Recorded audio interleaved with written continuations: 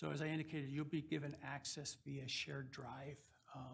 You can do two things. One, you could save those over to a copy over to a drive in which you can make edits, or you can print and make hand edits, or you can just keep track by notebook and juror number. If you want to do the printed version, you'll need to bring your own printer and supplies in order to print those off from your war rooms.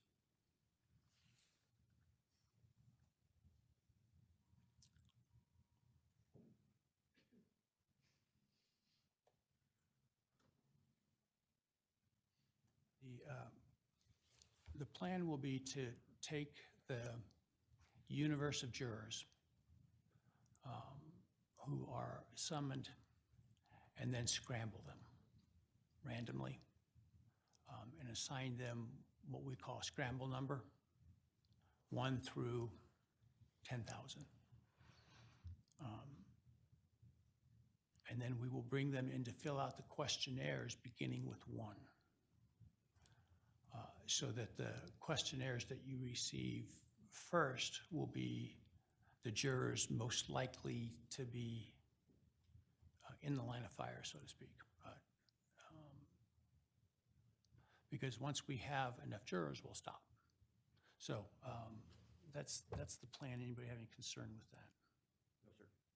No concerns, thank you. Technically, under the rules, you are entitled to watch the scramble process, which literally involves the jury commissioner hitting a button. I don't know if any of you want to be there for that. No, thank you. We'll waive our presence for that, Your Honor. Very well.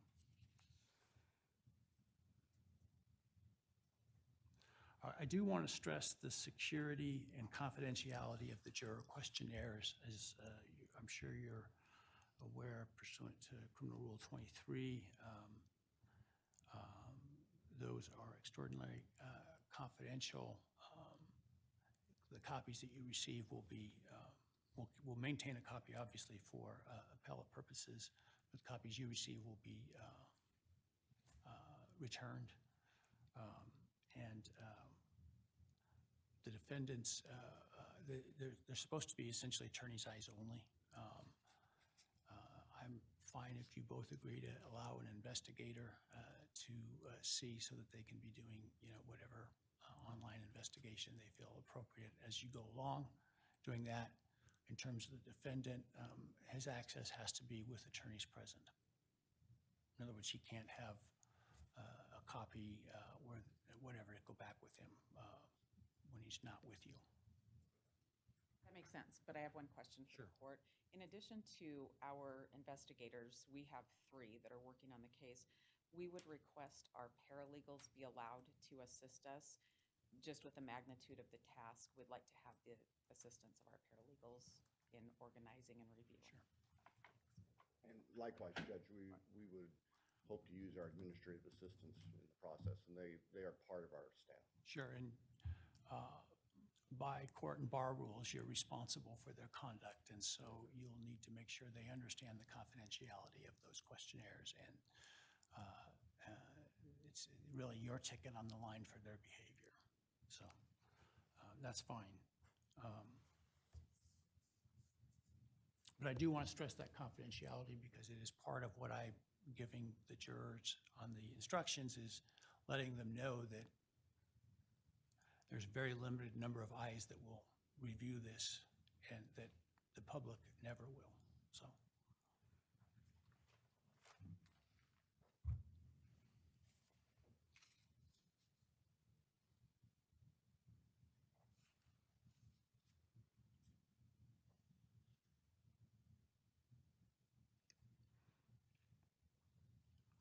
The plan will be to try to process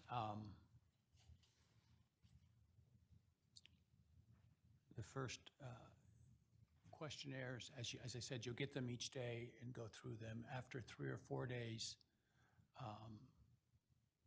we will start to have hearings. Those will be sealed hearings because we'll be going over the questionnaires in detail, in which you folks identify the concerns you have with the questionnaire answers, specifically whether there's a motion or agreement to strike a particular juror before we ever have to bring them in based upon the questionnaire answer, right? And the idea is to dismiss those who are unlikely to be put on the jury because of either perceived bias, knowledge of the case, or hardship. And so, I think it helps everybody if we are trying to agree to that as much as possible. It's the reason that we are summoning as many people that we are, is so that we can really cut through the chaff and get to the wheat.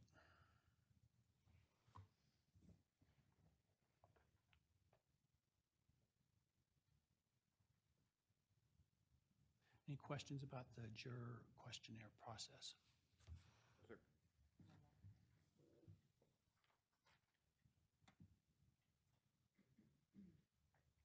So the next topic I have is voir dire, more specifically.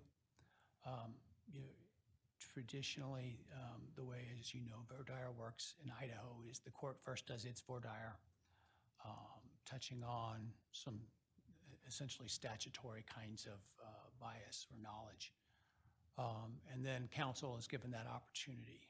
And so much of what would be the court's voir dire, I have incorporated into the questionnaire so as to limit my role in actively questioning the jurors or potential jurors.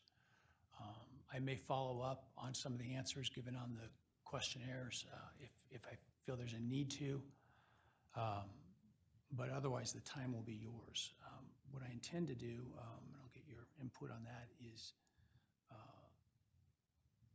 using a model very similar to the model Judge Boise and I came up with in the Daybell case, bringing in groups of anywhere from 15 to 20 people at a time, having a general session of questioning by the attorneys, approximately 30 minutes aside of those folks, get through challenges for cause or dismissals for hardship, et cetera, of those folks. And then who's ever left over of that group then would be subject to individual questioning by the attorneys. And so the jurors that are left over will be taken to, for example, the jury room and wait in there. And then we'll bring the jurors in one at a time to answer questions from counsel. The goal is, I'm not going to stop you if you're getting important information that needs to be got to, but the idea is after that more group discussion, the individual voir dire will be more for very sensitive topics, also for knowledge they have about the case from media or otherwise, because I don't want them to talk about it in front of other jurors.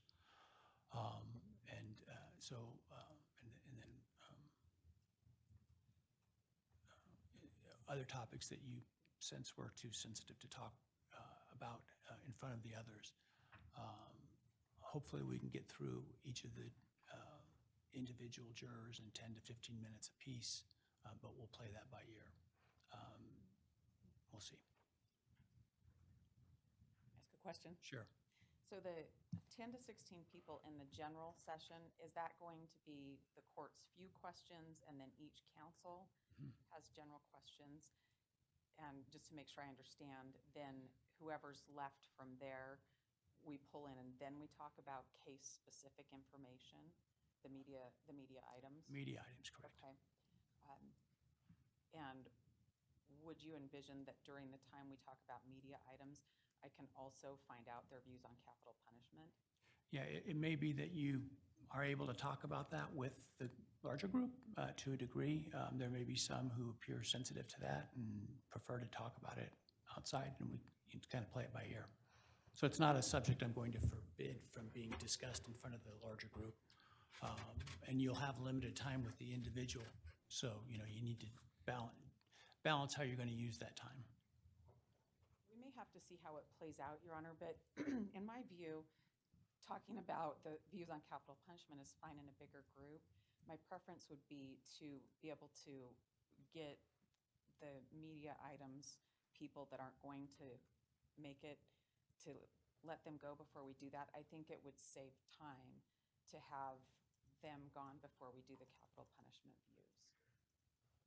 If we know they're not coming, they're not going to stay because of media coverage and those kind of beliefs and views, it makes more sense to have them go before we start talking about something else. My concern is the amount of time and that the media coverage items might find their way into a discussion of capital punishment.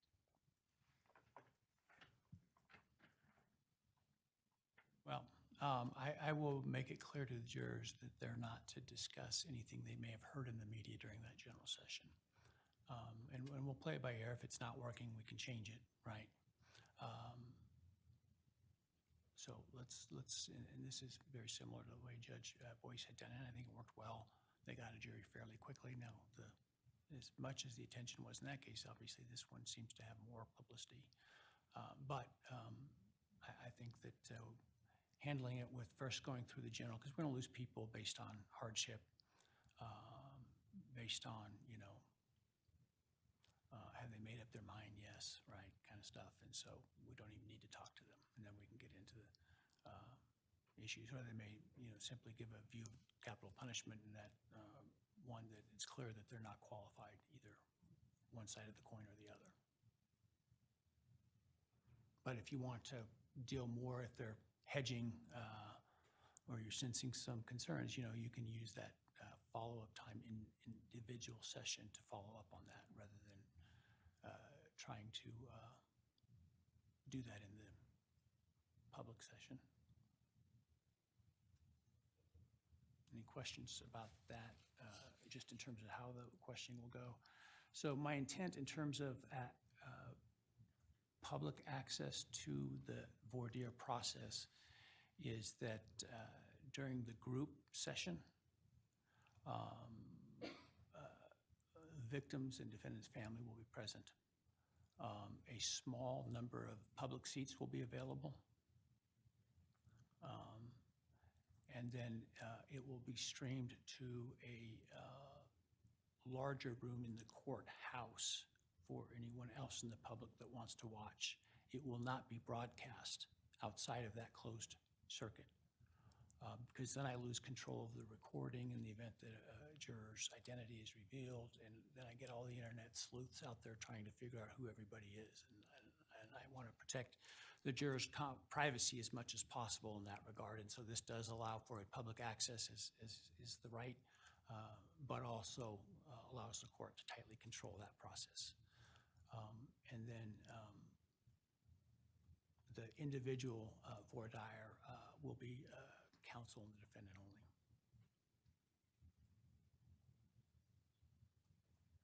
And there'll be no stream. Potential jurors' faces and names obviously won't be broadcast. Correct. The faces will not be broadcast, and you are to only use their scramble number as their identity throughout this. So they will never, you will never speak their name, nor will I or the court.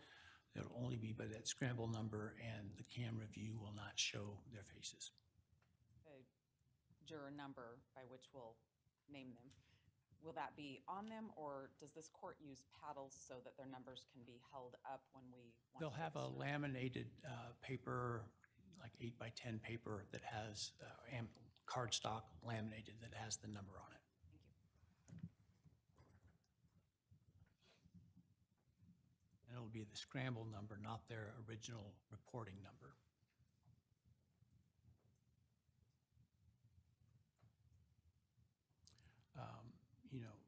My goal is to try to get through 4 panels a day, which may not seem like it's much, but I know from the prior trial that they struggled to get 3 a day. So my goal is to try to get to 4 a day, but I want to get to at least through 3 panel a day. The plan would be is once we get through the number of jurors we need to sit, including alternates and peremptory challenges, plus a few extra in the event something changes before the time we exercise the peremptory challenges. Once we get that number, And let's say that number's 50. That's where we would stop and then go to the peremptory challenges. Does that make sense? Any questions about that? Just to clarify that I understand it, we'll get enough people that we get 50 that have not been challenged for cause and then That have been exercise passed for peremptories. cause, correct. So once you get that, if you will, struck panel, then we will exercise the peremptories. With respect to the number of jurors, prior to Friday, I had intended to use 6 alternates, and after Friday, I intend to use 8 alternates for a total of 20. That's about the maximum that I can fit into the jury box that we intend to use. So that number, 20 plus strikes, which would be 12 strikes apiece pursuant to rule, gets us to, I think, 44. And so the plan would be to get, 50 to 55 that have passed for cause to bring back for the peremptory challenges in the event that we lose somebody for some reason in between.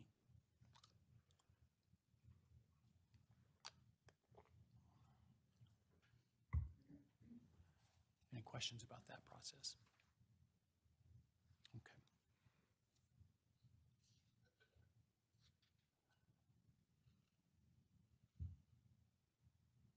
So, and then when we're exercising the challenges, what I do is I give you a time limit geared to the number of peremptories that you have. So here, for example, you have 12 peremptories, give you each 30 minutes to exercise those. And it's a chess clock. So while the paper is with you, your clock is running. And once you hand it to the bailiff, it stops running and the other side starts running. Once you reach your 30 minutes, absent some showing of something happened outside your control, then your peremptories are over. Now, that's usually I give 1 minute per peremptory in the typical trial. I'm giving you far more than that here. It shouldn't take that much time, particularly with the number of people that you have keeping track of everything.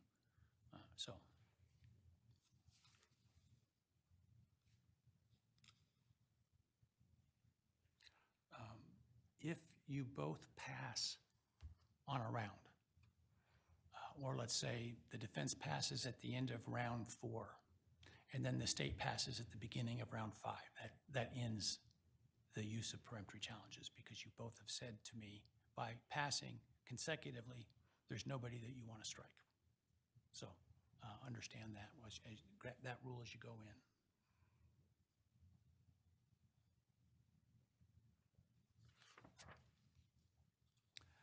After the panel is selected,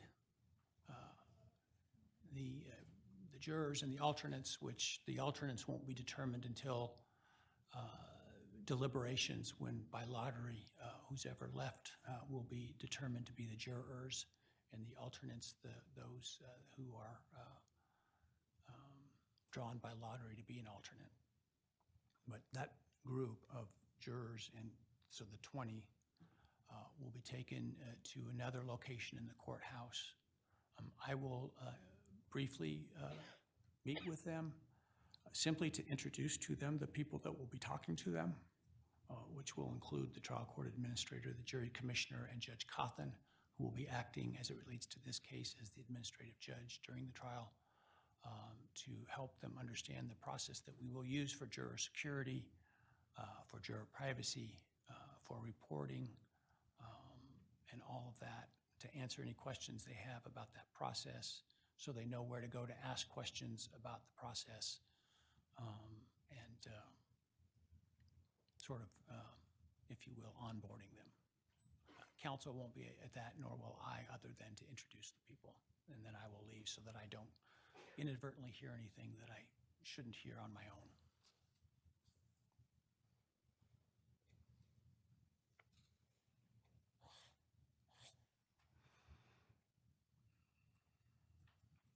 I want to stress the importance of no contact with the jurors in any way by you, your staff, your witnesses, anybody affiliated with the case. And so they need to be instructed as to that. So if the juror, if you happen to see a juror somewhere else in the courthouse or at the grocery store or at the coffee shop, you're not to even engage in pleasantries. Turn tail and run the other way as fast as you can. If you have any contact with the juror, you need to report it immediately to myself and to opposing counsel so we can then make any inquiry that we need to.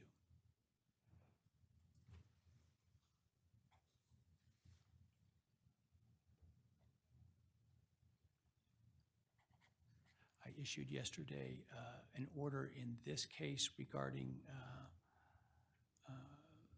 sort of the rules of the road for those attending the trial, as well as an administrative order that I imagine will be on the court's website here if it's not already, outlining some of that as it relates to outside the courtroom. So my order in this case relates to the courtroom.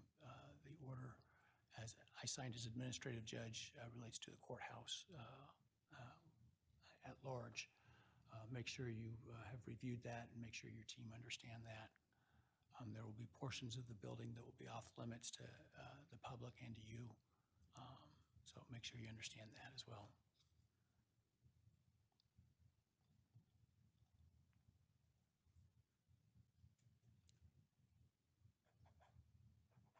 I think I told you when you were here to look at the facilities, it's important that we know where it is you intend to stay as soon as possible, as well as any witnesses you put up, et cetera, so that to the extent that we ultimately may need to sequester jurors, which once it goes to deliberation, we will have to at a minimum, that we steer you away from whatever series of hotels that we've reserved as potentially available for us to use, that you're not there. So let staff know if you intend to stay at a hotel, if you intend to put witnesses up at a hotel, if you intend to have staff stay at a hotel. Let us know where that's going to be.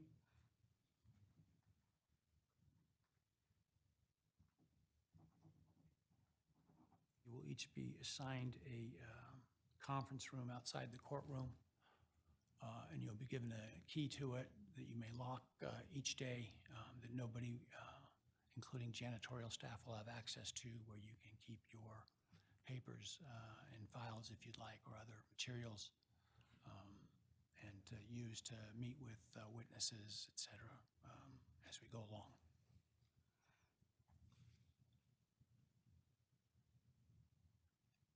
All right, before we turn to the trial itself, any questions about the jury selection process or the jurors? No, sir. No questions, thank you. So the trial itself, the plan is to go from Monday through Friday with the session with the jury beginning at 8:45 each morning and ending at 3:30. Once we hit a sequestered phase, whether that be, for example, in a penalty phase or earlier in the case, should it become necessary, I will likely extend the hours of the trial to fill up the jurors' days. Part of the reason to give some time at the end of the day is so that they can do the errands of life that they need to do. But if we are hosting them, so to speak, we don't have to worry about that, and I'm sure they'd rather have their day taken up moving forward on the case. So that is the general plan. Counsel and the defendant dressed, ready to go at 8:15 each morning. From 8:15 to 8:45, if there are issues to discuss, that's when we will do them before trial starts. As I encouraged you when I first started this morning about this, this would be a really good time to discuss anything that you've just uncovered that might be an issue in the case. We will likewise have a period at the end of the day from 3:45 to 4:30-ish to similarly address issues that may be coming up. the next day or in the near future.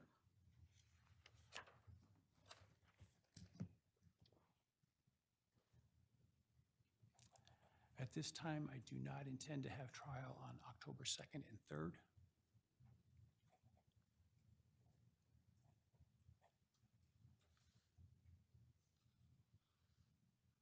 Because of a previous commitment that I have.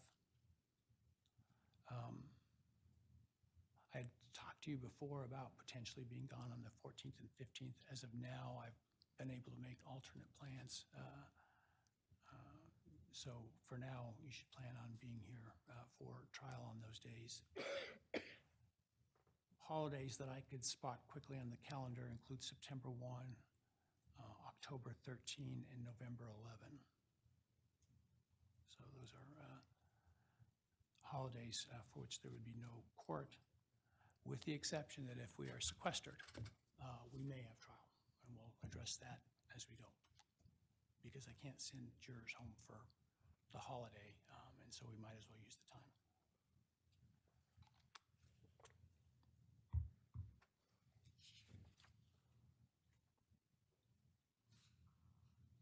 Any questions about that trial schedule?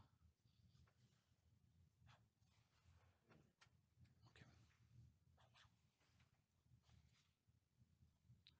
All right, in terms of special needs that you may have for trial, I'm assuming there's no need for us to have interpreters for any witnesses.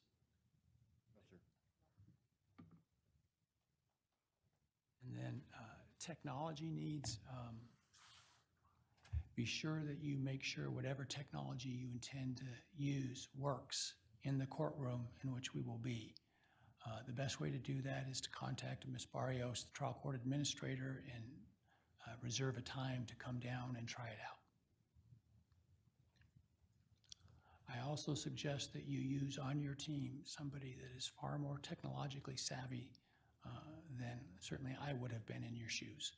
Perhaps you are, but it's important to have your own IT kind of person there to deal with any issues that may come up. If you have litigation presentation software and it's not working, you might get a short recess of a few minutes to work it out. But if it's after that, we're just going to move forward and you'll have to figure out something else to use. So it would behoove you to have staff there that can deal with that. Likewise, in the event that something comes up last minute and there's a need to redact some portion of audio or video or other presentation, that you have somebody there that can do so quickly and knows how to do so quickly. And I would encourage you to plan ahead to have alternate versions of such things so that if there is a concern that's unresolved going into it, you have version A and version B you can use depending upon what the outcome of that may be.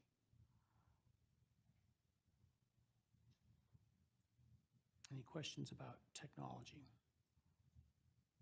In terms of what we provide, it will be a overhead, what we call the Elmo device, which is the device where you set a piece of paper down and it projects onto the screen. And then we have a HDMI link for your computer to present whatever you want to from your computer. That's it. That's our technology. So anything beyond that, you'll have to bring.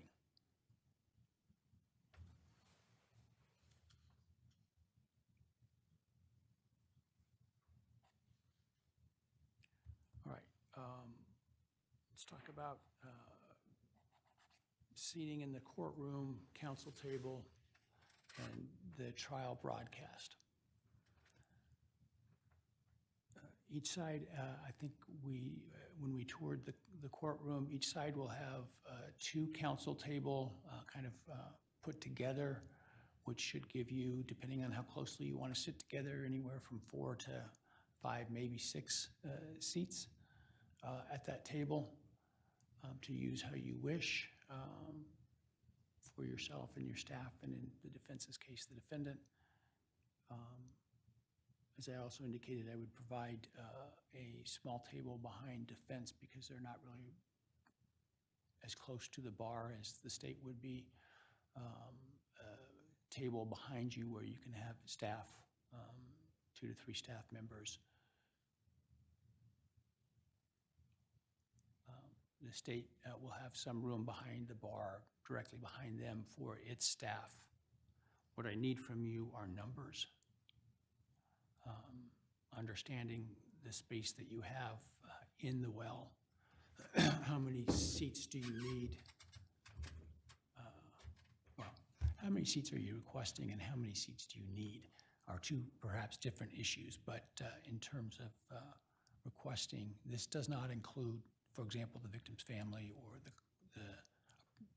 defendant's family, but for staff. So apart from the 2 or 3 seats behind you, I'm assuming that's enough for you? For the state, likewise, 3 seats, 4 seats? You should be able to make that work, Judge.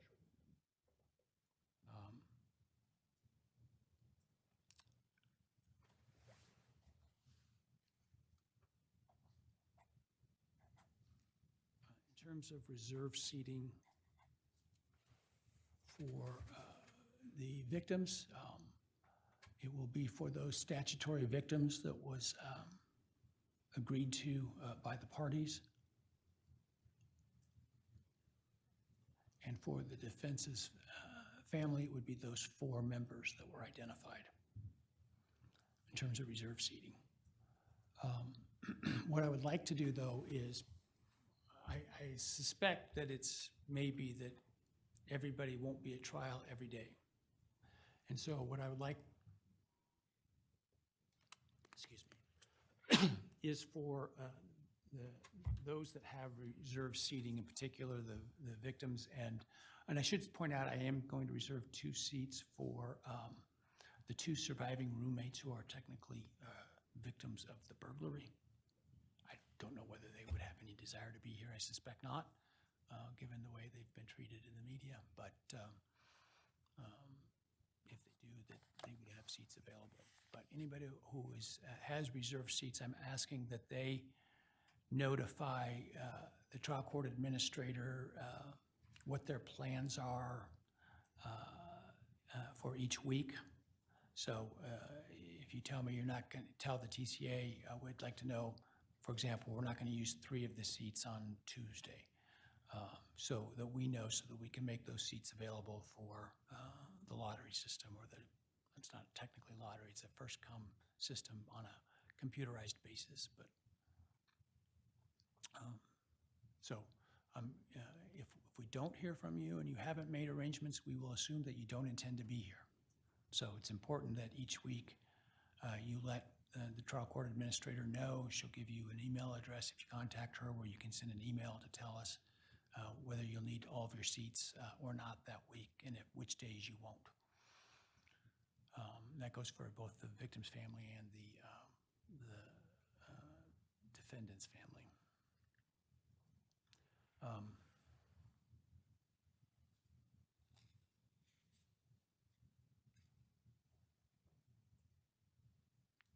Right now, the plan is, and this is subject to change, to have a reserved seating, I don't want to say reserved seat, a seat selection process by which people can go to a website each day and at a certain time, and it's kind of like buying concert tickets, indicate a desire to have a seat, and the first X number that are available that get through will have a seat. It will be necessary to bring identification to show that you are who you are, or are who you say you are, to get into the courtroom.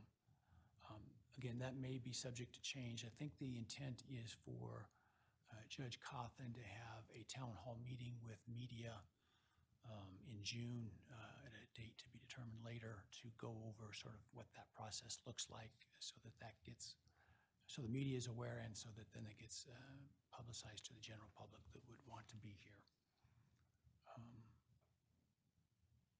My intent at this point is to allow a stream of the trial proceedings controlled by the court,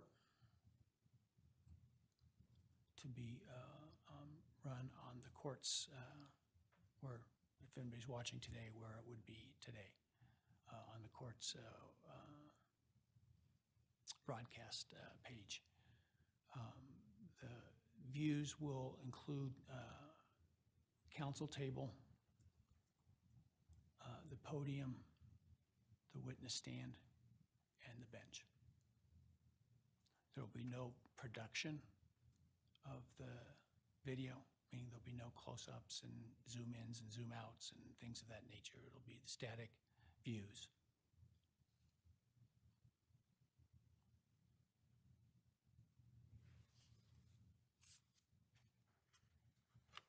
Before the court goes further, when we're talking about the reserved seating for families in the courtroom, if we have some other members of Mr. Kohberger's family that travel and want to attend the trial, can we request an extra seat for a day for them? Yeah, we probably be able to accommodate a few days here and there, but seating's going to be very limited, right? And so I don't want to extend that beyond the immediate family as a general rule, but if there's a specific day or two where there are going to be a couple other folks in town, talk to the trial court administrator, and she'll see what she can do.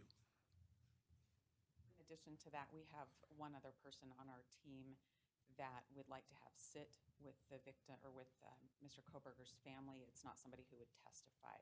So if we could have 5 seats, it's somebody who will just assist them, as the media might try to talk to them Sure. a lot. All right, Thank you. I don't have a problem with that. I'm assuming the victim witness coordinator will want to be there as well, so. And Your Honor, as the court is aware, we have, unlike most cases, we have multiple victims here. So we will have multiple victim coordinators to work with separate families. We will coordinate that with Ms. Barrios' office to let her know. Are you talking about one per family? Hopefully not like that, but we're Thank going to need to split at least, we're going to need to have at least 2 separate groups. All right, let's try to keep it as limited as we can, just because seats are at a premium, but. Yes, understood. Your Honor, may I also ask the court in regard to the live stream from the witness stand? I believe that we've mentioned this, at least in passing in our trial brief. State anticipates that we may have witnesses who, for reasons the court articulated about the other 2 victims, surviving victims, that a public live stream where their images could be captured and played games with in the media world. Is it possible for the video of that live stream when they testify to be shut off and just have the audio? We also may have a small number of law enforcement witnesses who also do covert work, and broadcasting their images publicly would be undesirable. We will advise the court. We've asked the agencies to identify anybody in that capacity and to specify the basis, which we'll bring to the court. I just wanted to give Your Honor a heads up. Your Honor, this case is very high profile, and we've had people who have expressed reluctance to talk to us and being willing to testify for similar reasons. I did have a chance to speak with the state this morning, and we agreed that what we'd do is take a look at our entire witness list and try to figure out people that might be more sensitive to having their video camera on their face while they testify, and we may approach the court with a stipulation for certain numbers of them. Well, my intent would be with respect to victims, and I've already indicated I think the 2 roommates are victims. There is a compelling interest to protect them. And so just as typically when media is present, they're not permitted to photograph or video victims that may be in the courtroom. If the victim requests it, their face will not be shown during the broadcast. In terms of those that work covert, I gotta see where the parties land on that.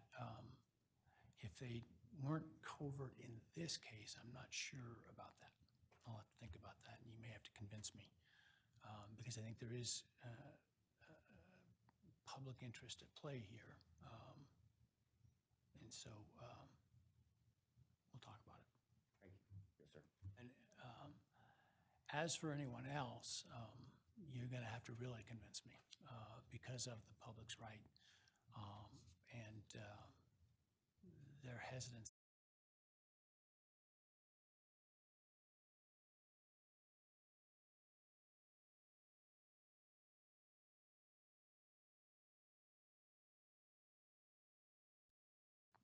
People that may have a line of work that is undercover if they weren't undercover in this case. So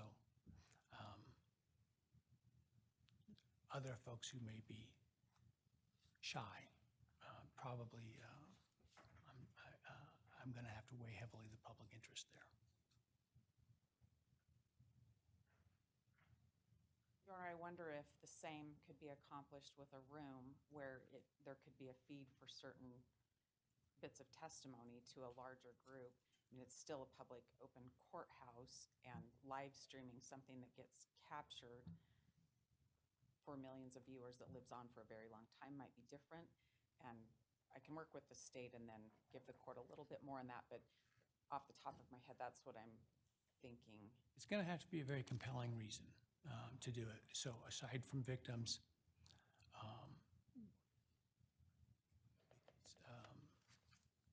you know, while we are open in the sense that the people in the courtroom, the likelihood is we can't fit everybody in there that wants to be in there. And if I start not broadcasting the testimony, the full testimony of people who would otherwise prefer not to, that's going to fill up, it's going to be a large number quickly. And the best way that we have to ensure that the public is accepting of whatever verdict may be reached in this case is for the public to have the ability to see the evidence.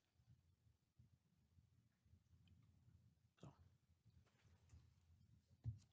I'm not saying no, I'm just saying you're going to have to really convince me. Thank you.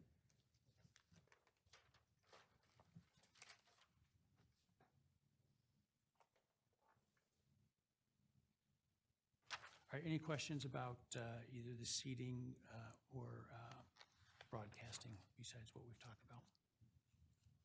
No, sir.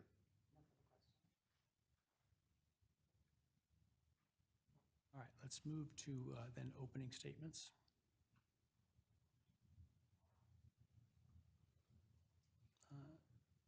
Let me start with what you've probably figured out by now. I am not tolerant of argument during opening statement. So if somebody is arguing and there is an objection, it will be sustained. Please don't do it.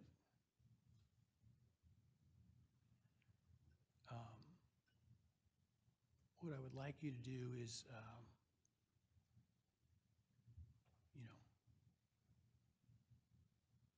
by about the time that we're meeting again to select jurors, let me know what you estimate the time you need for your opening is. I will then look at that request and give you a time allotment based on consideration of that request. Each side will be given the same amount of time, and then I will hold you to it. In other words, if you tell me it's going to take an hour, I'm not going to tell you you only have 30 minutes, right? But if you tell me you want 5 hours, I might have some questions about that. But if you tell me you need an hour and I give both sides an hour, at about an hour, you're going to hear me say, counsel, you've got 5 minutes left.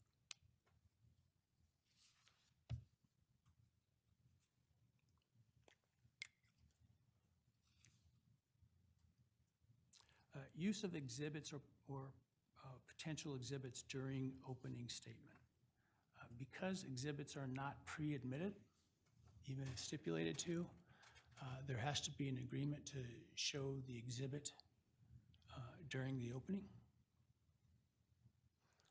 Hopefully you both work together knowing what is coming in and isn't coming in, particularly where there's an agreement that something's coming in, other than spite, there's no good reason to not agree to it because the shoe will be on the other foot, so to speak, down the road. So courteous typically pays off with reciprocal courtesy. So work together on that. But technically, if it's not admitted, which nothing is by the time of opening, and there's an objection to using it, I would likely sustain it. For that reason, it's important that you, if you're going to use, for example, like a PowerPoint or something like that you share that with the other side at least 72 hours in advance so that they have a chance to review it and then work out any concerns they have and lodge any objections that can't be worked out with me, 48 hours in advance, so that I can then look at it and make a determination.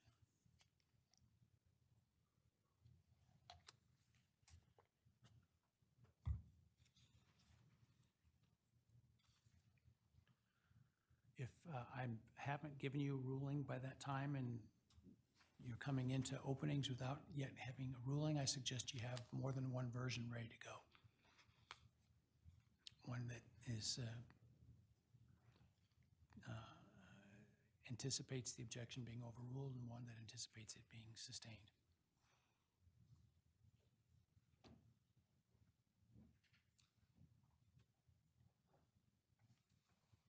Let me reiterate again, please do not argue during opening statements or in voir dire, I should mention as well.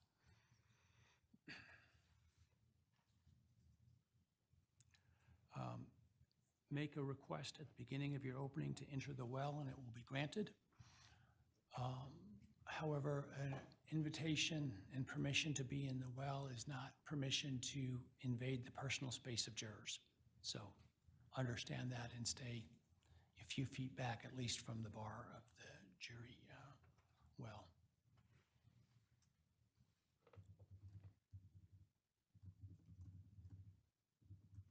If you are going to use a PowerPoint or some other presentation, you need to choose at the beginning of your presentation whether you want the lights on or off, and they will remain that way throughout your opening rather than turning them on and off again.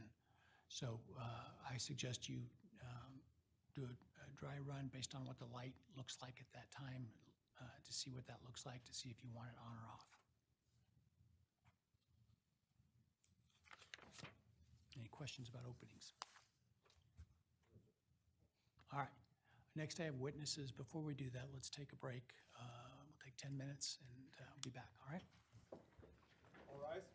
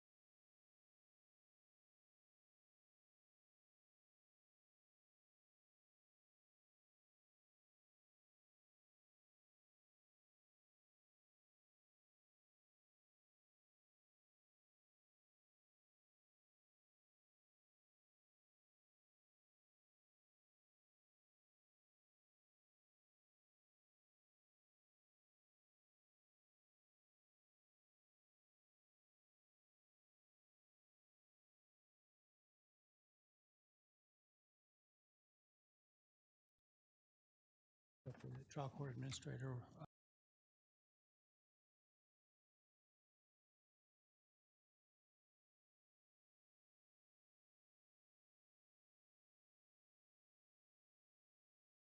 moving on to witnesses.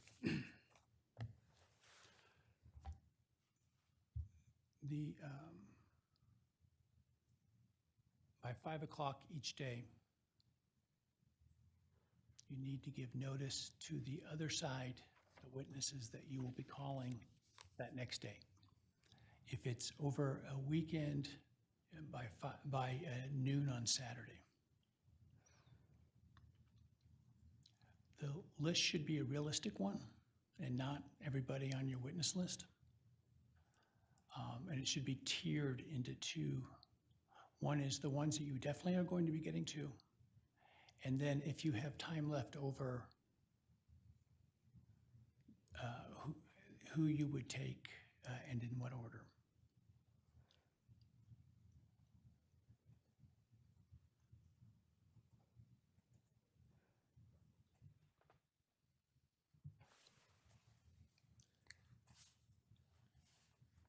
I do like to use the time efficiently, so I don't generally grant the request with when it's if we're normally stopping at 3:30 at 3:10 or so to say when you end a witness, well, can we just stop here?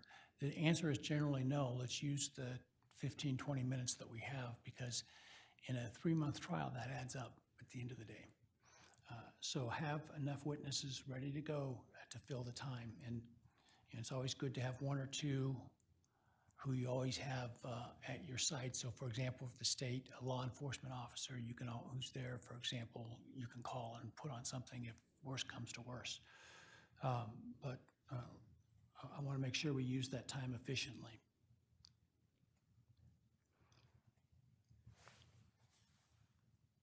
With in addition to giving the list of witnesses you're going to call, you need to provide a list of exhibits you intend to introduce with that witness, short of obviously impeachment, so that the other side can look at those. That doesn't include exhibits that you would put in as part of redirect examination. So for example, the defense in the state's case, cross-examines on some other exhibits that you didn't bring up, or there are exhibits that you didn't bring up that would explain what the defense brought up. You don't have to give notice of those exhibits. You don't have to anticipate that, in other words. Now, this is not a remedy or a right that I'm likely is going to be resulting in exclusion of evidence. It is something that you're going to have to deal with me if you're not complying with it. And I will figure out something to make sure that you do, although I don't expect it will be a problem. You should know what exhibits you're going to use, and there's no real secret here about what exhibits go with what witnesses. And I say that because there's always going to be leeway where you have an exhibit that you forgot you need to use, or a witness testifies in a way that you now need to use another exhibit. So, there's leeway there, but giving the other side a general idea of the key exhibits that will be used so that they can review those to prepare, I think is fair. The corollary to my use all the time that we have is don't filibuster. I will give an example that I have used, that I have violated my own rule in the past. When I was in your shoes, where I had a young associate handling a witness who the next witness was going to be the client, and we didn't want to get to him that day, and he kept turning around thinking he was done, and I kept going like this, meaning fill up the time. Don't do that. Use the time efficiently, but don't filibuster. I've learned to come, as a judge, you sometimes feel like your client is the jury in some ways, right? You want to make sure that that they are comfortable. You want to make sure they are treated with respect, and make sure that things go as quickly as possible for them. And so I've come to respect that. And so I tend to want to make that happen as much as possible. So, don't waste their time either by having gaps that we can't fill or by filling it with stuff we don't need to use where we could be going to another witness.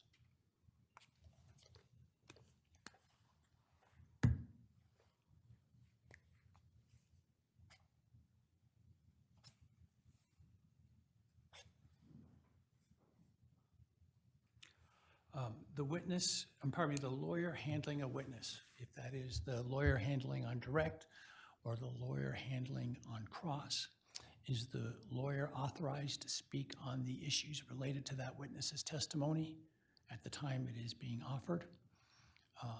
And so that is the only lawyer that's authorized to speak about that witness. So if there is a sidebar, only the lawyers handling the witness need approach. If it's specific to that, if it's more general and I need to talk to more of you, I'll let you know that. But I don't want the whole caravan up here for those discussions. Likewise, please do not stretch the shirt sleeve of the lawyer who is handling it by the other lawyer constantly pulling on their sleeve and writing a note and saying, don't say it, they'll get it, just let them do their job.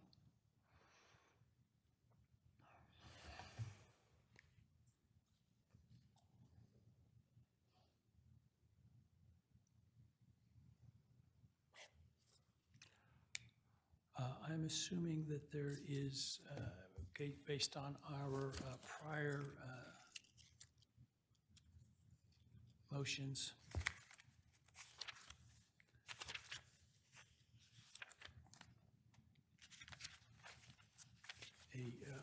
agreement, well, I'm assuming at least one of you would like to exclude witnesses pursuant to 615.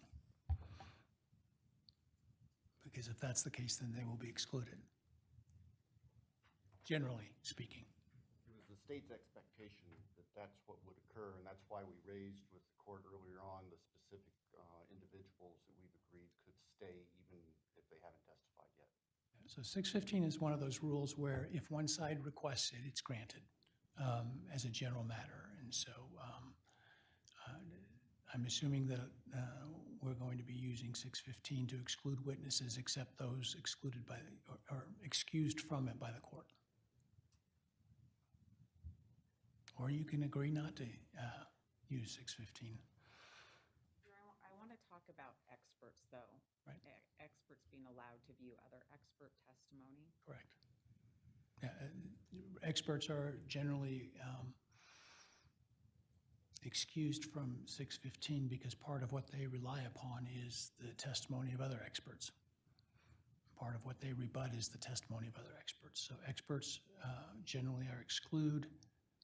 The parties, or in the state's case, a designated party representative, such as a lead investigator, is typically excused from it. I've already talked about the defendant's family in another ruling, and crime victims are excluded from it. I want some further clarification with our experts. And I think you guys agreed that your investigators would be excluded from it as well. We did make that agreement. I think that may have even been in writing. Yeah. I'm sorry, I didn't mean to interrupt. I just had that thought. I didn't want to lose it. So that's okay. I know the court has talked before about the live streaming and being mindful that witnesses not watch the trial when they're outside of the courtroom, just like they couldn't inside of the courtroom. What I want to know is with experts who are allowed to be in the courtroom, can those that are far away watch the live stream version if they can't make it to Idaho? Mr. Thompson?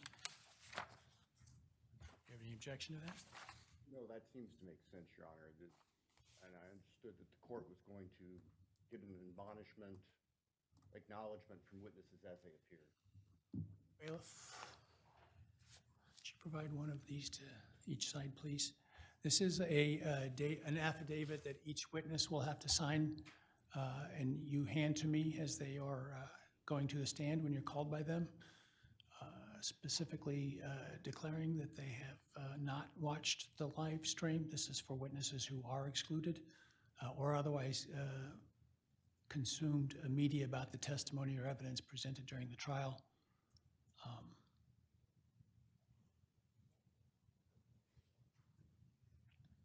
That's not the, I'm not wed to the exact wording, so if you have wording suggestions, I certainly will listen to them, but that is the gist, is that they will provide such an affidavit each as they come to testify. Any concern with that? Not with the wording at the moment. A question of clarification, though. If the case should reach a phase 2, does this admonition apply to those potential witnesses for phase 2? So a witness who is only a phase 2 witness Only a phase 2, yeah. and they attend phase 1, is that what you're asking? If they watch or attend any part of phase 1. Well, the problem with that is that phase 1 is also part of the state's phase 2 evidence, as is the defense's, right? I think that would support the need for them to be able to know it if the state's going to rely on things that were. Are you talking about experts? Experts and possibly lay people too. Oh, explain to me why lay people should be excluded from it. I don't think they should be excluded. So you think they should not be permitted to watch the trial? I think I've got some double negatives going on. I think that if we get to a phase 2, I don't think that those witnesses have to be excluded from paying attention to phase 1. I think the protection for phase 1 is separate than phase 2 because of the rules of evidence that apply to any phase 2, the lack of them that apply to phase 2, and because the state's going to rely on what was in phase 1. So yes, experts, and some potential lay witnesses as well. Mr. Thompson or whoever wants to address this? Our initial inclination is to leave that to the court's discretion. I think the whole purpose is to avoid prospective witnesses altering their testimony in some fashion based on what they've seen going on in court. That's the danger. I don't know why phase 2 witnesses should be treated any differently than phase 1 witnesses. Well, what I'm going to do is, I'll give you a chance to each submit something within 7 days in writing on that, and I'll look at it so that you can give me any authority that you might come across related to that issue. Give me a chance to think about it further, and for the two of you to perhaps talk to see if you can understand specifically who you might be thinking of to see if the state has a problem with that. All right.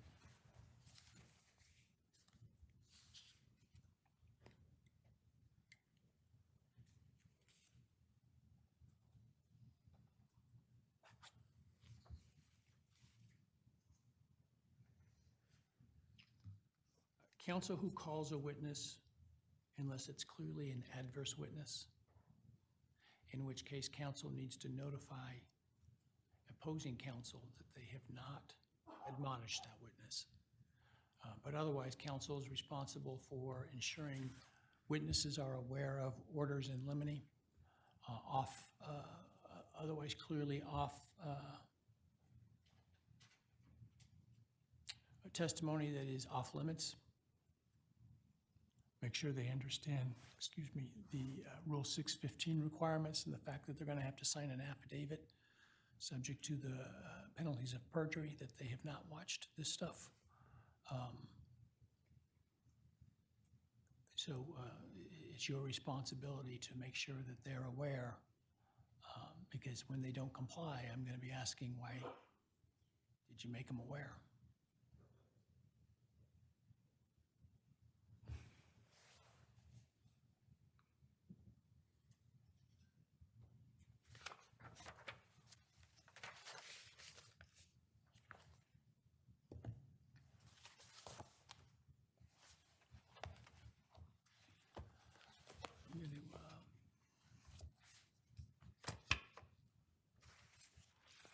While we were talking about the jury, I failed to give you the juror affirmation that will have to be signed by the jurors each day. Let me give you a copy of that along the same lines.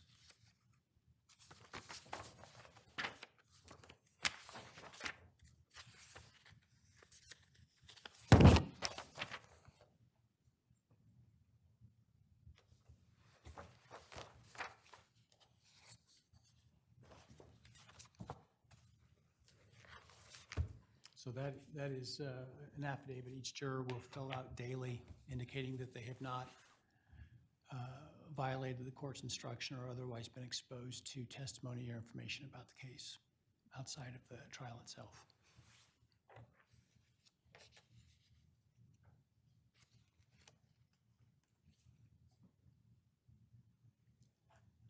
If I exclude evidence and you need to make an offer of proof, the opportunity to do that generally is when the jury, when we're not working with the jury, such as the morning session or the afternoon session, so that you can make that record as best as possible.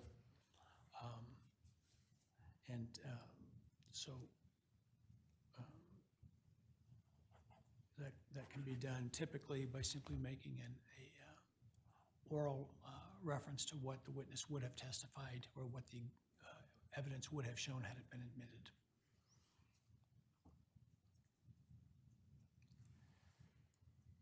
Okay, I think the rules are pretty clear, but some judges may have more leeway than others about objections. Let me explain to you what my expectations are regarding objections. So objections to questions or exhibits should be stated simply and without argument. It should not be a speaking objection. So for example, an objection, a proper objection might be, for example, objection hearsay. Objection foundation requires a little more. As you're probably aware, there's case law that is an insufficient objection. You have to identify what is missing from the foundation as part of your objection. If you think that doing so would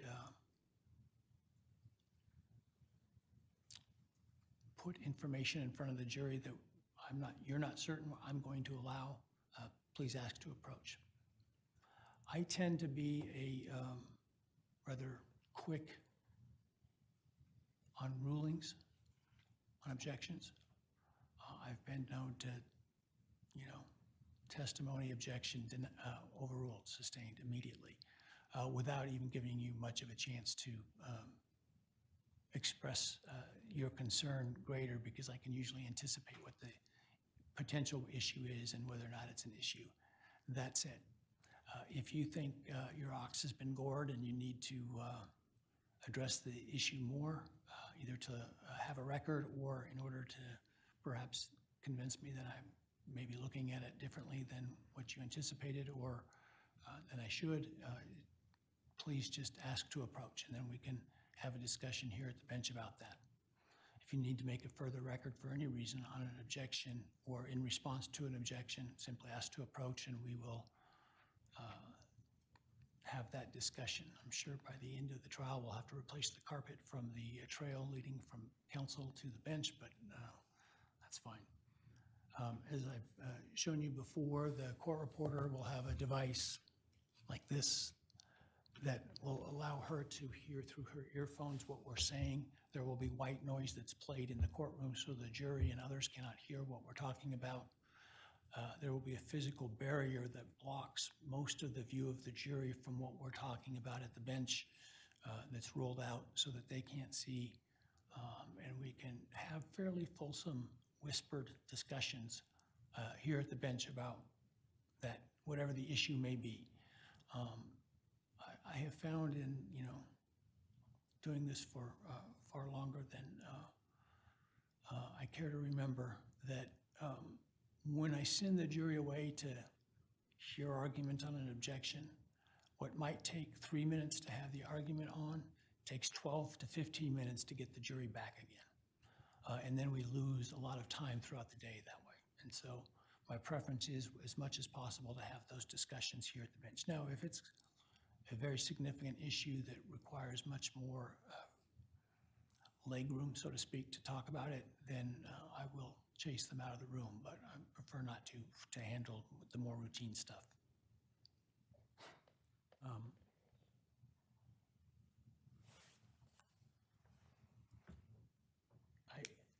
One of the things about, I've had counsel before who confuse the idea of the need to make a record with the need to get my ruling and then offer a rebuttal to it. That is not making a record, that is making a rebuttal. And at least until it goes over to State Street, I get the last word, and not you. And so I don't generally afford that opportunity. So if after I rule and you tell me you need to make a record, it truly needs to be a record on something that for some reason you were unable to make when you had the opportunity to do so, and not simply to see what my ruling is and then try to pick it apart.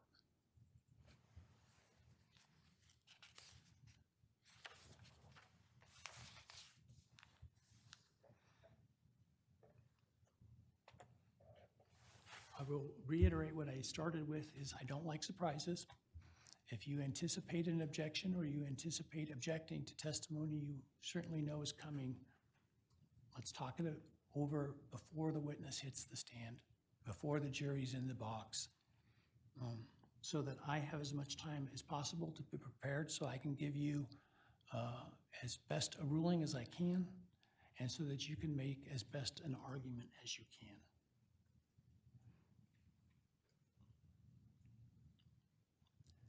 If you anticipate the potential impeachment of a witness by prior testimony, whether that's grand jury testimony, whether that is transcribed witness interviews, whatever it might be, please get that to me before the witness hits the stand, and preferably towards the start of the trial, so that I have that available so I can have read it before the witness testifies, so that when you then ask to either impeach or to refresh recollection or whatever it might be, I will have read that testimony.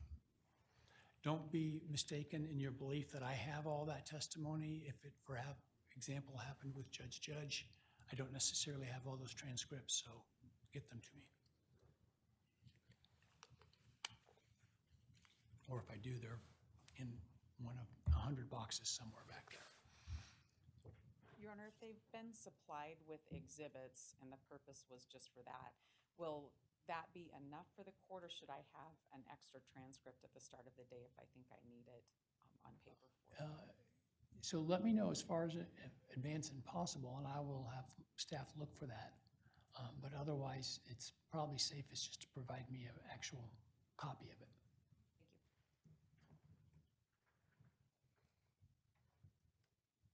While I'm thinking of it, because I'm in my mind envisioning the materials from grand jury that we have here, the state did file a motion to get back its exhibits for use at trial. I assume there's no objection to that? Correct, no objections. All right. Mr. Thompson, if you may make arrangements with staff here to get those while you're here, okay? Yes, sir. And I assume you have replacements you have or will get to me for those. And actually, we had a procedural question we were going to ask the clerk. I'll ask Your Honor. Clerk probably knows better than I do, but I'll go ahead and try. We can do one of two things. We can either get together a set of photographs or copies of the exhibits and exchange those for the exhibits, or take the exhibits, document them, and then give the clerk what we've documented. We're happy to do it either way. Well, my only fear is that you take the exhibit and then I don't know what the record is of what it actually looked like. Not to suggest that you would be involved in any chicanery and switching something out, but just trying as best I can to preserve that record. Understood. So we probably will not pick them Okay. up on this trip, but we will make arrangements to have that done certainly well before trial. Very well. Thank you, sir. Speaking of chicanery, I'm not fond, and you folks know that by now, of making accusations against opposing counsel that are not well-founded and supported by specific actual evidence. I know that you can get along, but I also know that over the course of a trial, particularly a long one, tension rises. And so I remind you of that, to be professional. Don't talk to each other directly when we're in court, right? When the session's going, everything goes through the court as you know, the protocol with courts generally is. Refer to each other by professionally, Ms. Taylor, Mr. Thompson, not by first name, while we're on the record.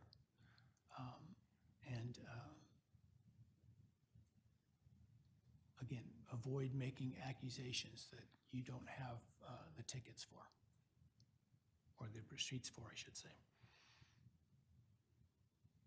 And under no circumstances should you make such accusations in front of the jury.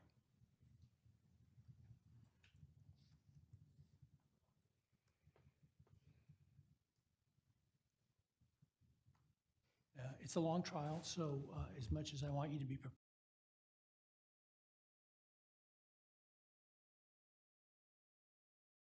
you may have a local witness and a witness who's flown in that needs to get out again at the end of the day. And so it may be that we need to stop one witness's testimony to get the other witness in and then pick the other one up. As long as there's no clear prejudice from that, I'm generally flexible in allowing that so that we can accommodate that. And I ask you to both be accommodating to each other in that regard.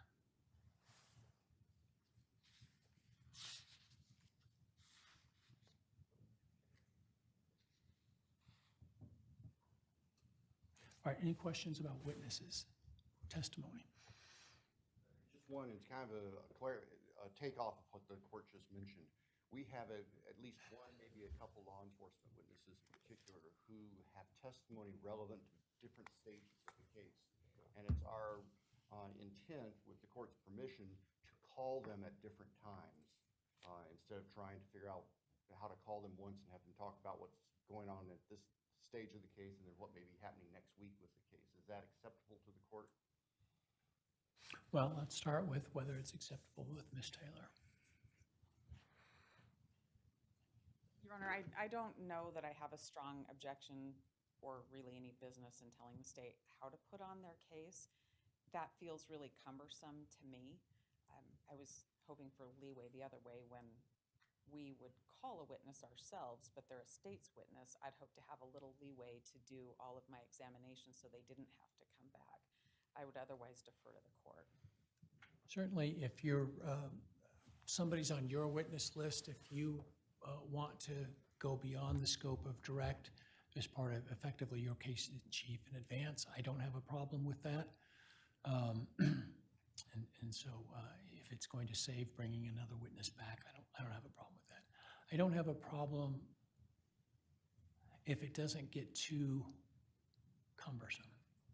Yes, sir. If we're having a law enforcement talk about a broad area of one phase of the investigation at a time, that's probably okay. But, having them come up and narrate between every other witness is probably too much.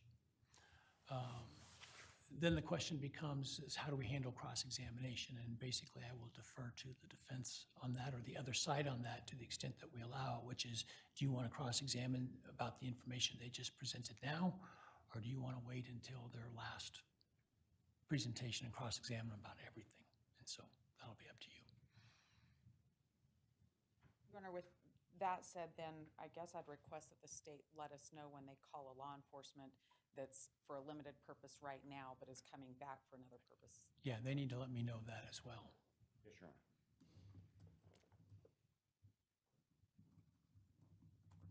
And if you don't let them know that, and well, either way, it's your responsibility to ensure that they're back at some point available to the defense so that they can cross-examine, even if you decide, oh, I don't need them anymore. You better not send them on an airplane somewhere where they're unattainable, because the remedy may be to strike all of their testimony as a starting point. We would anticipate asking court and counsel if this witness may be excused if we're finished with them, and then that would give Ms. Taylor or other counsel an opportunity to let us know whether they still need that person. Okay. Likewise, when you look at each other's witness lists, talk with each other and then write it in, get it in writing so we have it as to whether or not, for example, Ms. Taylor will need subpoenas to witnesses you have on your list that they want to also call, or if the other way around, you need subpoenas for their witnesses, or whether they will essentially agree to make them available.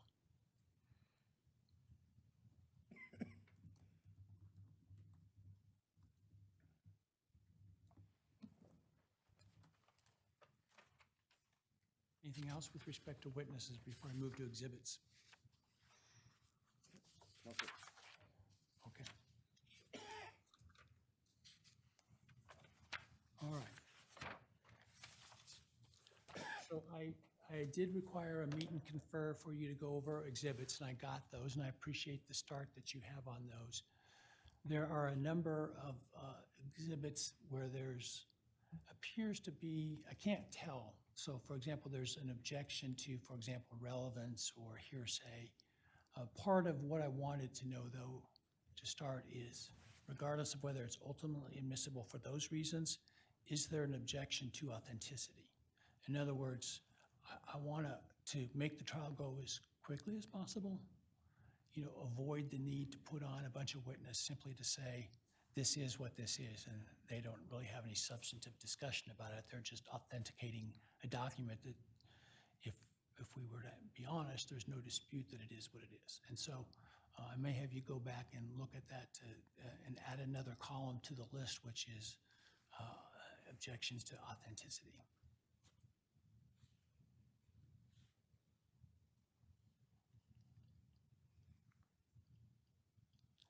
Some of the stuff, key actual evidence items, you know, whether that's DNA or whatever it might be, obviously the defense is entitled to put the state to its burden with respect to chain of custody and all that, so I don't expect that. But on some of the other stuff, you know, certainly to the extent that we can agree that if there's no good faith basis to contest the authenticity, then let's try to do that for everyone's sake. In that vein, I know the state had to withdraw its request to have certain documents self-authenticated to go back and do more work. Where are we at on that? Ms. Jennings can speak to that, Your Honor. Your Honor, I believe that we've submitted all of the certificates of authentication for all the exhibits we plan to introduce that way. Okay. And you submitted those to the defense to review? Yes. And Ms. Taylor, are you going to respond to those? Your Honor, we did. We met with the state last week, I believe, or the week before, and we discussed some of those records. There were some issues with them. Ms. Jennings provided me with a thumb drive, and I don't know if those have corrections on them, but I'll continue to let the state know what we think, if we continue with an objection or if we're satisfied that the rule's been met. Okay. If you could get with each other and then provide me I didn't study the exhibits that I got a day or two ago, or the spreadsheet that closely, but make sure I'm aware specifically of which exhibits there is no objection to the self-authenticating or otherwise not an objection to authenticity.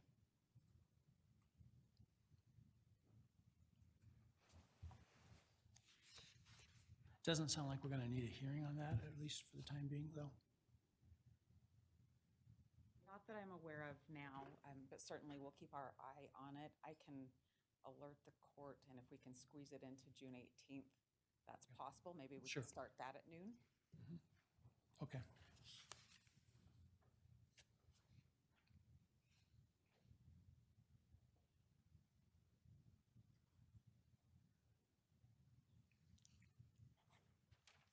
And then I would certainly caution, at least because the state goes first for now, I'll say the state, that,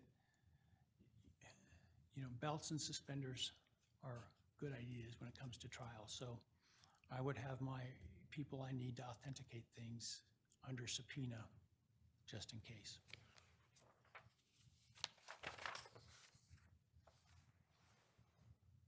Especially if they're out-of-state witnesses, because that's not something you can do overnight.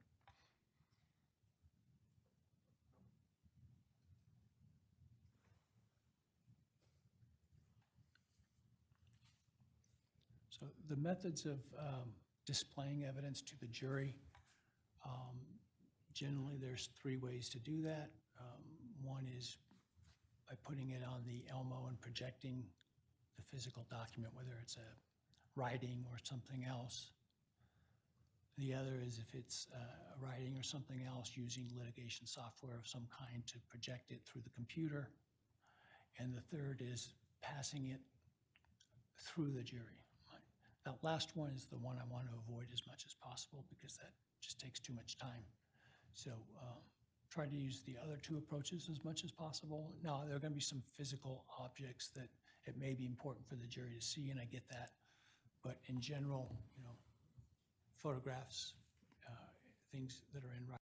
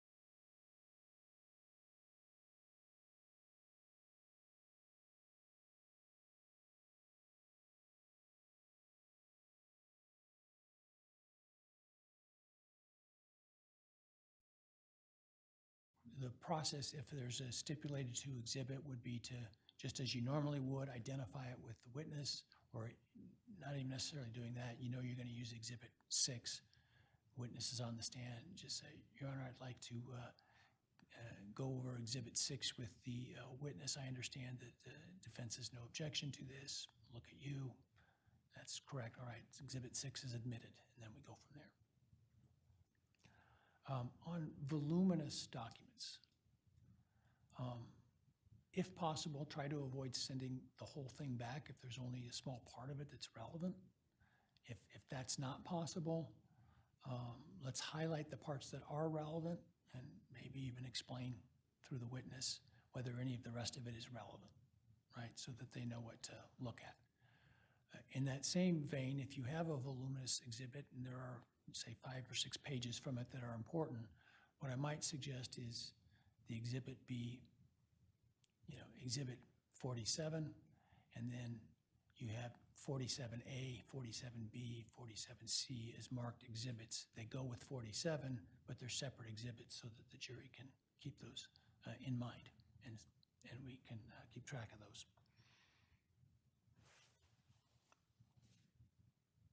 It looks like from what I received, the state's using S-number for its exhibits, and the defense is just using numbers. Is that accurate? It is.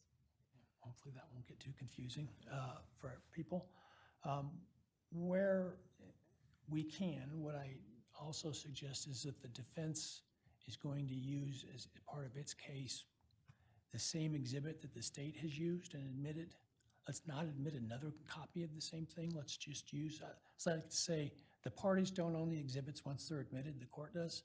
And so there's no proprietary interest there. So if you already have it admitted in the form, just use that exhibit. Okay.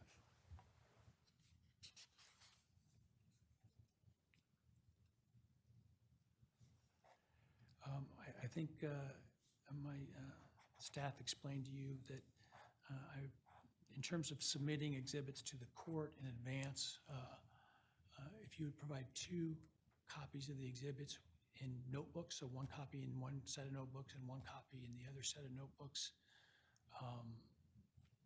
And try not to make the notebooks bigger than about 1.5 inches each, at least on the copy you give to me, because it's just too unwieldy to use a 6-inch binder up here. Or if I need to take it home and read it overnight to do that. So try to keep it to about 1.5 inches per. And then for the actual exhibits that are going to be admitted, provide those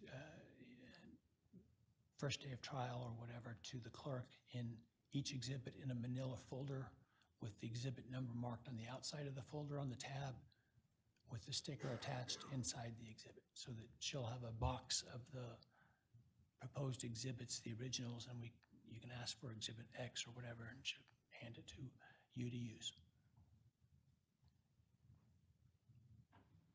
At least for the document exhibits and photograph exhibits. Physical object exhibits, work with the marshals on getting them in the courthouse. So for example, if it's something that's going to raise alarms at the security line, such as, I don't know, a knife, make sure you've got the aid of security in advance to get through that. The TCA can direct you to the marshal service and who to talk to there. We tend to use for dangerous items like guns and knives, a display box that the item would then be locked in to display to the jury, and so that can go to the jury without fear of an accident happening. I don't think there are any guns in this case, so I'm not as worried about that in terms of those being pointed at anyone by accident. But in terms of the knife, will probably be in a display case.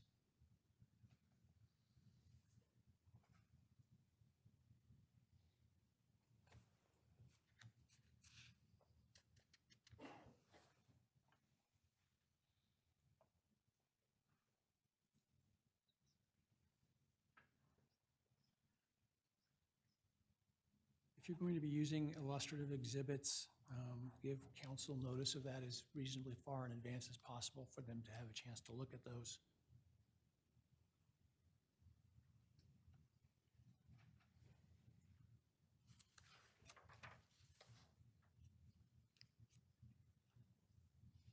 Items for which chain of custody needs to be maintained until it's admitted, I'm going to leave that to the state to figure out where it's going to be stored and how it's going to be stored.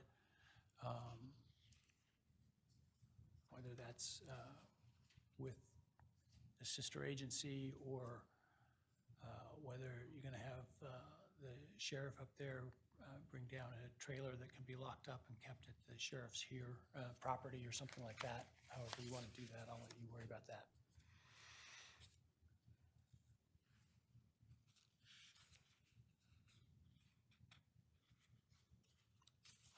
For physical objects, also provide color photographs so that we can have those in the record. At the end of the trial, we will likely give back physical objects to law enforcement to maintain. Depending on what it is, we'll see, and depending on what the outcome of the case is. But it's nice to have those color copies available for the record.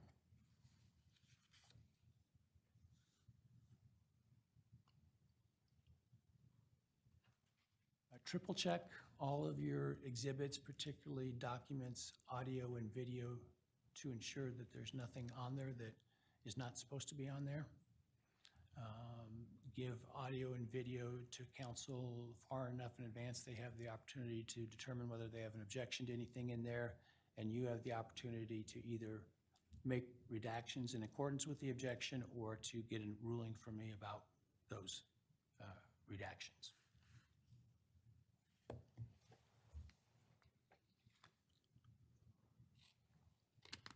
What I don't want is the jury to be sitting in the back room while you all are making redactions at the last minute during the middle of trial.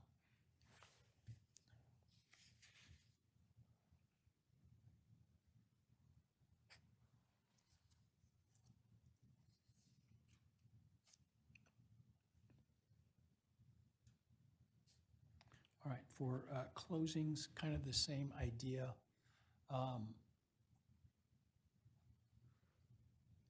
I'll ask in advance for a time estimate, and then if it's reasonable, agree to it, but then hold you to it.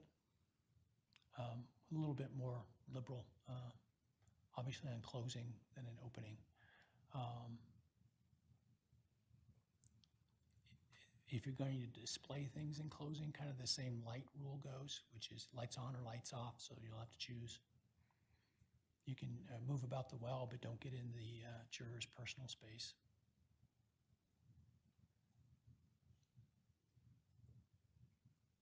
The state, when it gives me a time, I will keep track of that, and then for rebuttal, it'll be whatever you didn't use. So when you're giving me estimates, include your rebuttal in that.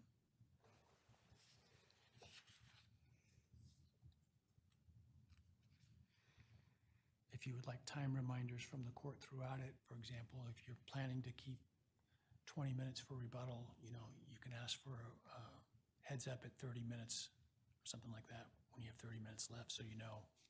Just let me know in advance. All right, questions either about closings or about exhibits? Your Honor, as to the defense exhibits, it would be helpful if they could be separated or at least delineated between which is for the penalty phase and the guilt phase, as the court will see when it looks at our spreadsheet of our responses to the defense exhibits. Some of them, we could see we wouldn't object to them in penalty phase, but we would in guilt phase, and they aren't clearly delineated at this point. If that's something that we could have addressed sooner than not, that would be very helpful. Any problem with that, Ms. Taylor?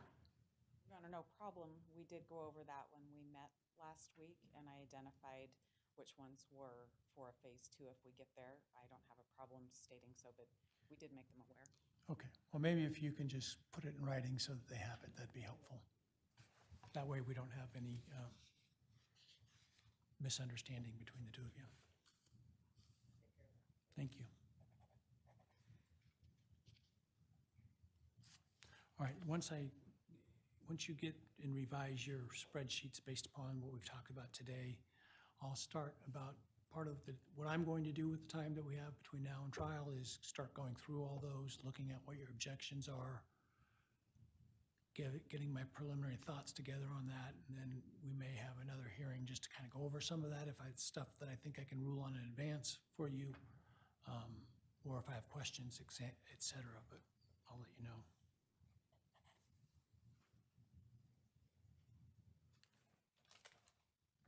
Anything else before I move on to jury instructions? Not from us, Your Honor. Thank you. As far as objections, Your Honor, the court has issued a number of decisions on motions and limine motions to dismiss. From the defendant's trial brief, the defendant indicates that he plans to raise those same objections again at trial.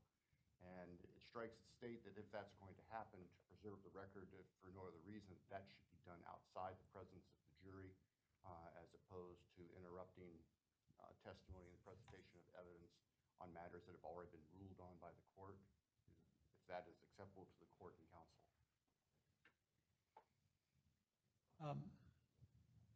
So there's not a need to object again if I've already ruled on the objection. If you're asking me to reconsider, yeah, I think that's something you need to take up outside the presence of the jury, if that makes sense. That does make sense. And on situations that may arise where we might want the court to reconsider, we'll definitely take that up outside the presence of the jury. I do want to make sure that things such as the model house that was the subject of a lot of objection, that there's a noted ongoing objection to it. I don't mind anticipating that and bringing that up before trial starts and outside the presence of the jury. And to be fair, I only have what was proffered, right? And so I had a general proffer that the testimony will be that it, as I understand it, that it is consistent with the general layout, but not to scale, and that it would be helpful for the testimony. I don't have a problem with objection based upon what that proffer is actually at the time. And so I think that's fine. I don't think that there's a need for an ongoing objection once that's done, but that helps. Yes, sir. Thank you. Jury instructions, I provided to you, I think yesterday, maybe pre-proof instructions. Did you get those? I did not receive those. Have we not sent those out? All right, I'll send those out probably today or Monday. They're not particularly, I think, controversial. They're pretty stock. On the pre-proof, in a capital case, there's a instruction. Normally what we instruct the jury is don't concern yourself with punishment, the subject of punishment. In a capital case, we are supposed to instruct them under 700B of the capital instructions in the pre-proof phase that it is a capital case, which obviously they're going to know through jury selection. So there's that instruction in there. And what I've done is we're also supposed to instruct them with 700C, which is this is a capital case and you'll have to decide if you find the defendant guilty, what penalty to impose. But then 700C says, instruct them in a separate instruction, don't concern yourself with the subject of penalty or punishment in the guilt phase.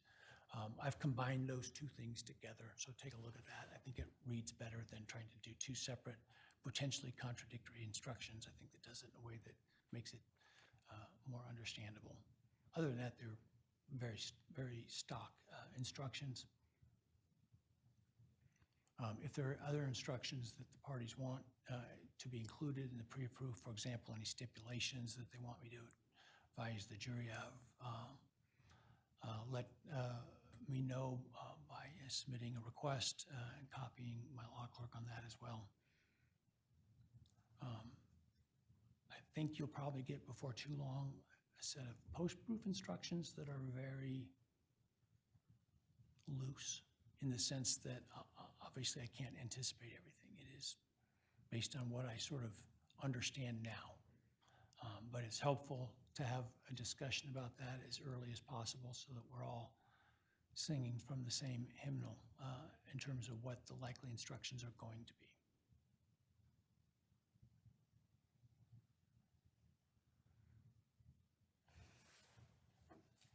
And, you know, for better or worse, as you know, the Supreme Court in last year, in 2024, revised all their capital instructions. And so in light of that, I will be as much as possible sticking with what they have provided, given that it's clear they've obviously given it recent thought. And so I think that best insulates the case from perceived error by the court is by using instructions they've recently given us.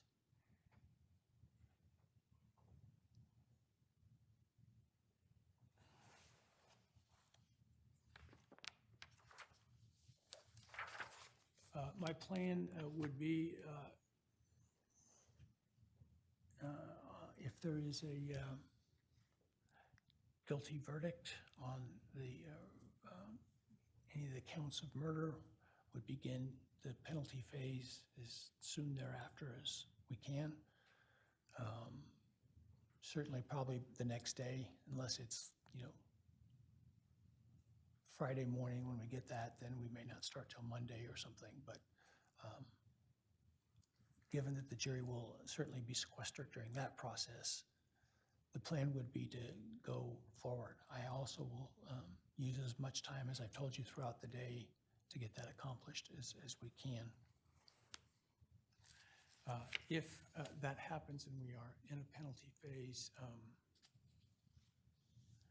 and there is a finding of aggravating circumstances, where then the court's discretion about which penalty to impose is pretty limited in terms of my discretion. In fact, i.e. none.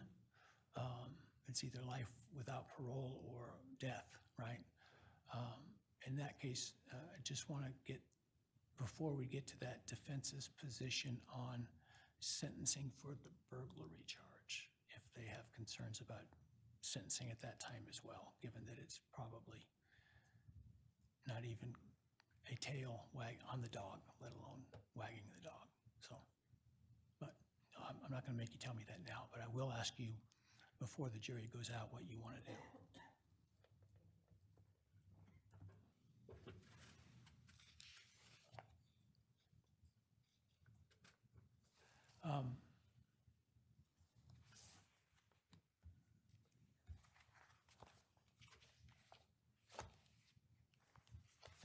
I'm going to hand you another piece of paper that I would like to get back from the defense sometime in late June or early July, which is a declaration of last best offer.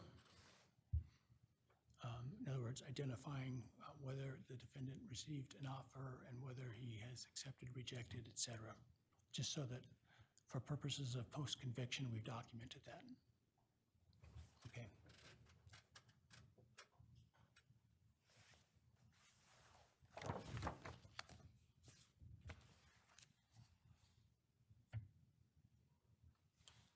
Let the court reporter know whether you're going to want routinely daily transcripts or not. You don't have to tell her now, but Daily versus real time? so there's two options. You can have none, both, or all, or either. One is I think we can set up real time where you get real time at your table for whatever the charge is from the court reporter for that. Also, there's the potential to get transcripts each day. I don't think those things are mutually exclusive. In other words, you could order both. There's separate fees if I want both. Correct. May I make that decision? Yes, not now. You may make that as we get close. And just contact the TCA and she will talk with the court reporters that will be assigned to this to make sure you understand what their structure is, or fee structure. Thank you. And we obviously need to know, particularly about the real time in advance, so that we have the technology set up for it.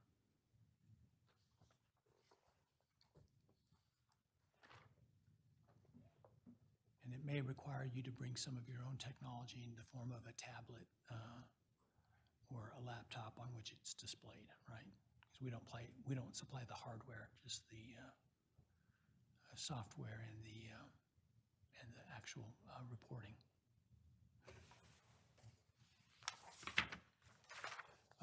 Okay.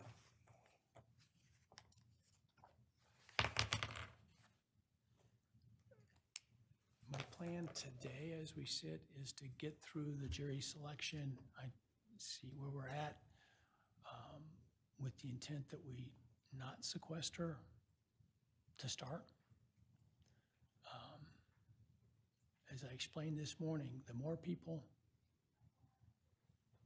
talk to the media and the more things that are in the media that are not admissible, whether true or not,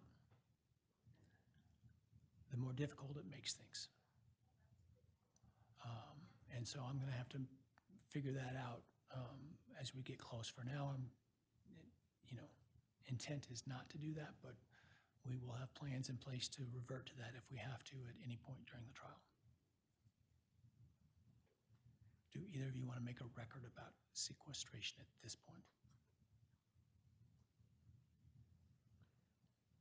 I would say the only record right now is that we understand what the court is saying during jury selection. If we still don't know if that could come up, the potential jurors should just be aware that it could come up prior to It'll be phase part of two. the question that the questionnaire, as well as part of the hardship determination is there some reason they would be unable? I get that they wouldn't like to be, but would there be unable? Do they have a sick family member they care for or whatever, where they have to be home, right? So we'll talk to them about that. Anything from you, counsel, Mr. Thompson, about that? Not at this point. I understand the court might entertain some things in a closed environment later today, and we do have some sensitive issues to raise at that point. Okay. That's my list of things. Did I miss anything, Giovanna, that you can think of? All right. That's my list of stuff, and I know this has been a very sort of nuts and bolts kind of lawyer discussion today, but that's generally the nature of pretrials when there aren't contested motions to discuss, and so that's my list.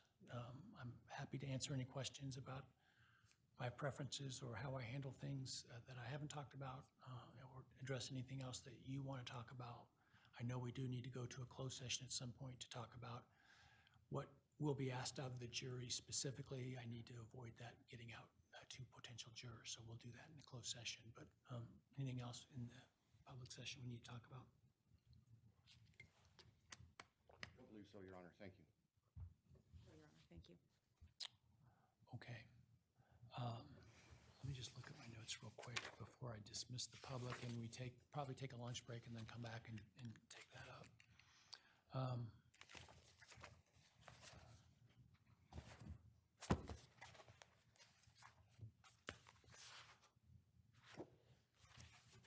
I do have a copy. I told you there's a new administrative order. I'll give you a copy of that just so you don't have to go dig for that. What's that? You've already given it to him? All right, perfect. Thank you. Is there a spare that we could have, Your Honor? Sure. Oh, it's already at hand. Thank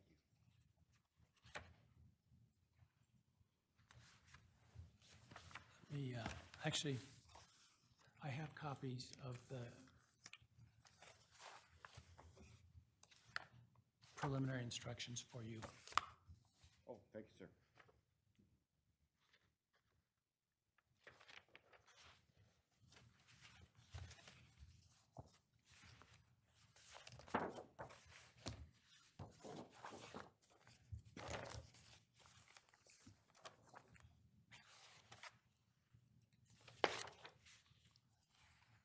In the closed session this morning, I indicated to you I am going to be entering an order requiring the retention of records by the state, and I'm going to write another one extending that to the defense as it relates to violations of the non-dissemination order. I'm going to give you a copy of what that order is going to look like that I will execute likely over the lunch hour. It does require some action on your part, counsel. And as I indicated, I would be open to a request for a appointment of a special prosecutor, and that special prosecutor to ask for a magistrate inquiry so they have the power of subpoena and the power to question witnesses under oath, as well as the power to grant immunity. So I will be looking for that from you. And that one just deals with the state. I will get you one that deals with your side to preserve records, all right? All right. Anything else? All right, thank you. Why don't we come back in about an hour, all right?